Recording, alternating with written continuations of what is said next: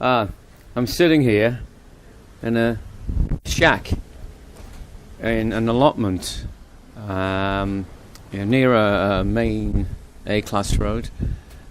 Just been sorting out some potatoes, and it's wet, windy, and pretty yucky. So I'm just sitting here. I'm not going to go home yet because I'm going to let the rain die off a little bit, and I'll just wait for that. And I've just been thinking about willpower and how people either have it or they don't. And I used to smoke. I used to smoke a hell of a lot of cigarettes, and I packed in. And when people say to me, "Do you smoke?" and I say, "Well, no, I stopped just like that." And they say, "Well, you didn't have any withdrawals?" I said, "No, I stopped smoking, and that was it." But thinking about it, I didn't stop just like that. I stopped under very strange circumstances, and I'll share it with you. It was about 2003. Yeah, it must have been about 2003. And I was I'd been smoking since I was 13, so it's a long time ago.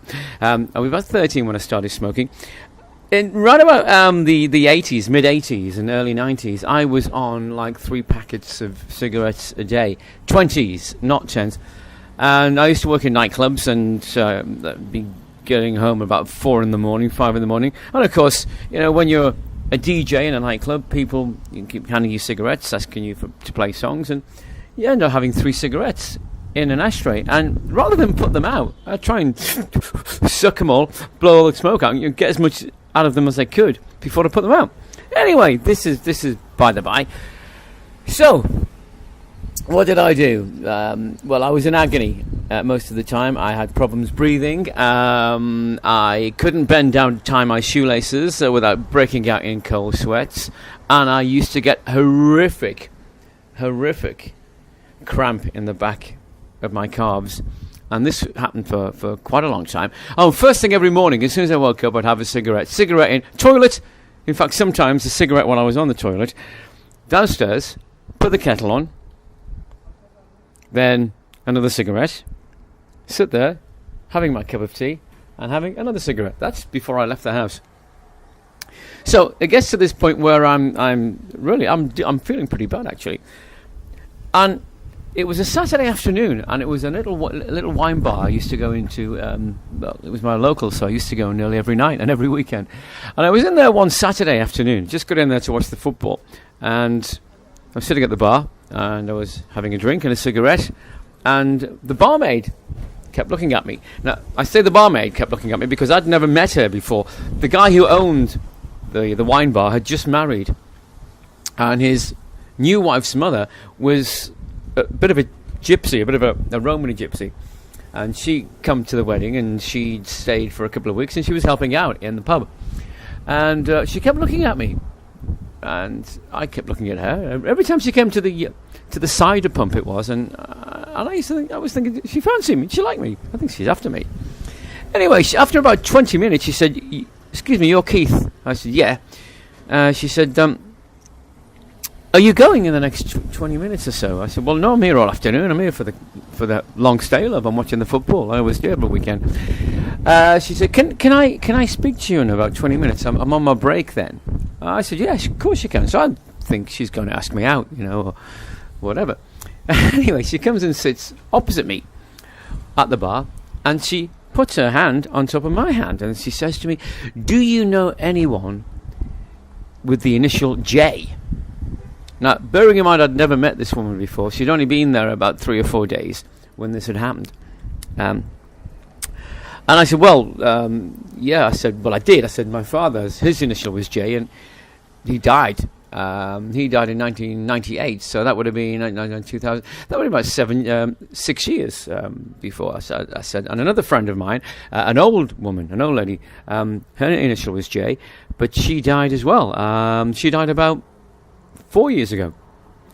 So this woman, Carol, her name was, she looked at me and she said, "Listen, I don't know who it is or what it is." She said, "But somebody with the initial J is very, very worried about you. And they want to see you under the arch. Now, I'm thinking, yeah, right, okay. So I said, okay, fine, thanks for that. And her parting words before she went back behind the bar were, please understand what I'm saying. Take it serious. Don't forget it. Think about it. And she walked off. Apparently this person who wants to meet me under the arch is very, very worried about me. So I think no more of that. I'm having another drink and another cigarette and watching the football. I got home, and after match of the day, a football match on Saturday evening, I went to bed, and I woke up about 3 o'clock in the early hours of Sunday morning, and I'm kind of thinking, whoa, Dad. And I must have been dreaming about this, and I woke up with a start, and the hairs are standing up on the back of my neck, and I'm thinking, well, when my father died, he was cremated, and we cremated him, and we scattered his ashes at Walton Cemetery, which is very close to Liverpool football's ground. Very close to Liverpool's football ground. When they score, you can hear them cheering in the graves in the church.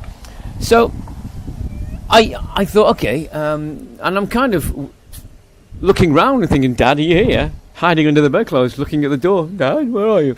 Anyway, the next morning I gets up, has some breakfast, has a cigarette, had in fact 3 or 4 cigarettes, and I drive to Liverpool, which is only about 35 minutes away.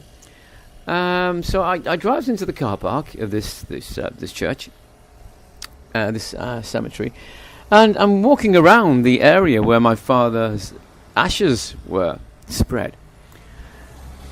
And the reason I went to that spot is because I remembered that where his ashes were scattered, there were 2 trees each side to the left and right of this soiled patch.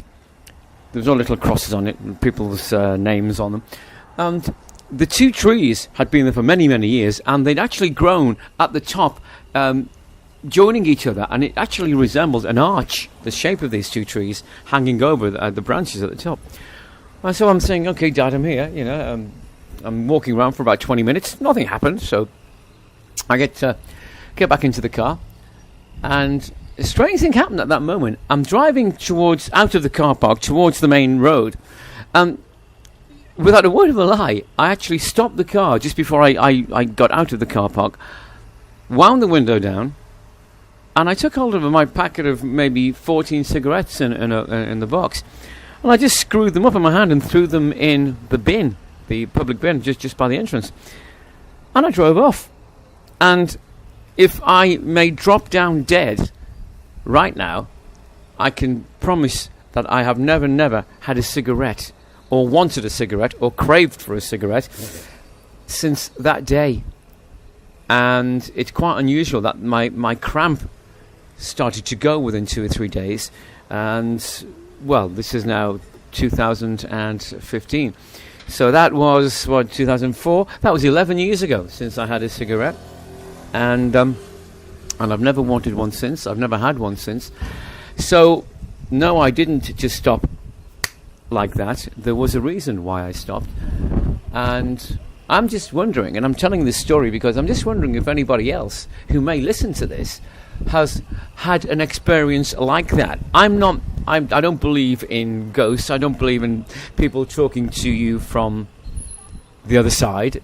Well, I say I don't, but I'm now a little bit skeptical about things, and I'm just wondering what happened. Did this really happen to me?